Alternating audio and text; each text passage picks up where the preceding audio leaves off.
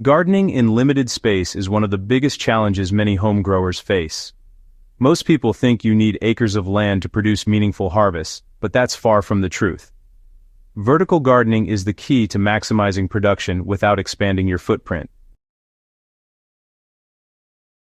By building upward instead of outward, you can create dense, highly productive systems that not only save space, but also reduce weeds, improve air circulation, and make harvesting easier.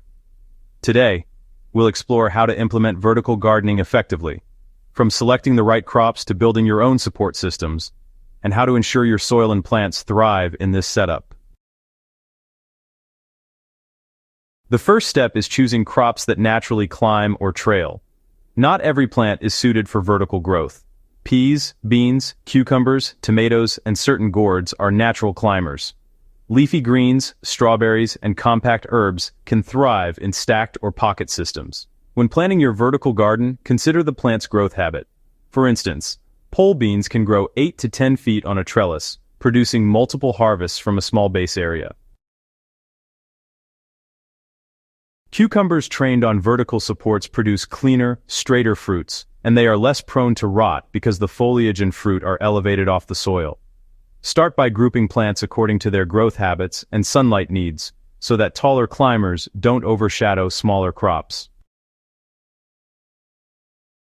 Using trellises, cages, and DIY vertical frames really helps maximize every inch of your growing area.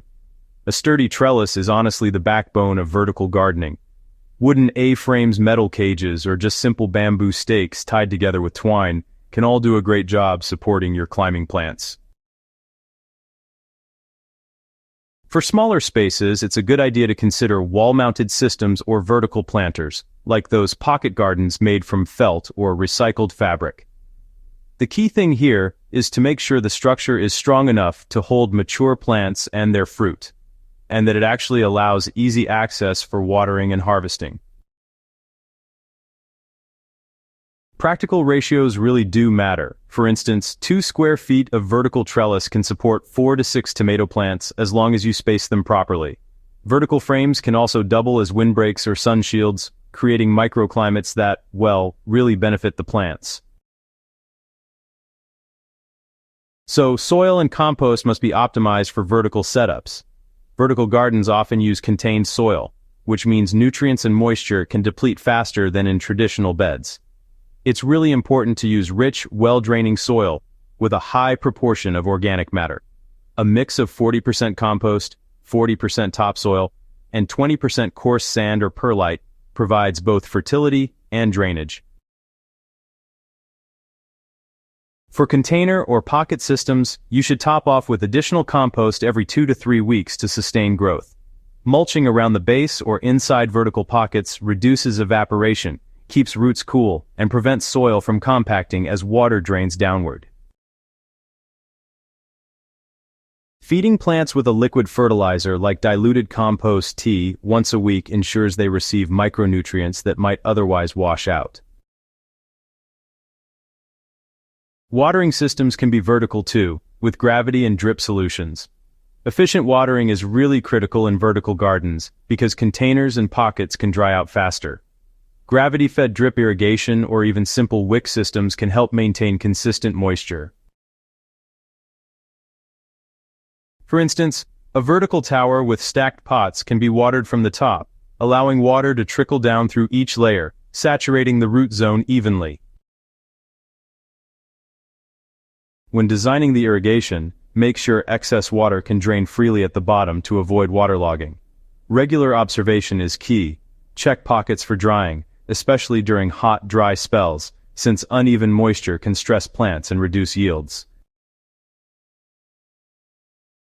Training and pruning climbers improves yield and airflow. Vertical crops often benefit from strategic training and pruning, guiding stems along supports, tying with soft garden twine, and removing lower leaves that touch the soil, reduces disease pressure, and encourages better airflow. For tomatoes and cucumbers, it's best to remove side shoots to focus energy on main stems and fruiting branches. Peas and beans may require periodic rewiring onto supports as they grow taller.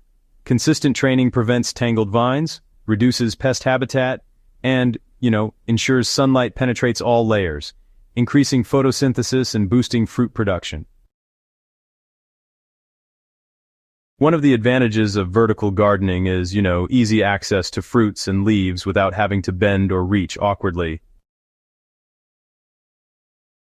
For leafy greens grown in vertical pockets, just simply pluck mature leaves from the side instead of disturbing the entire plant. And for climbers like tomatoes or cucumbers, the fruits are suspended at eye level, which really helps reduce breakage and pest contact.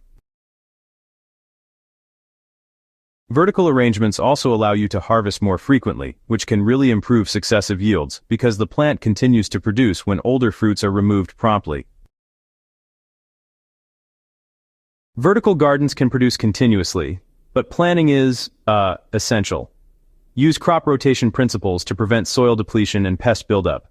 For example, follow nitrogen-fixing beans with leafy greens and alternate heavy feeders like tomatoes with lighter feeders like herbs. Succession planting in vertical pockets maximizes space, so as one crop matures, another can be seeded below or beside it. This approach keeps the system productive year-round, even in small urban gardens.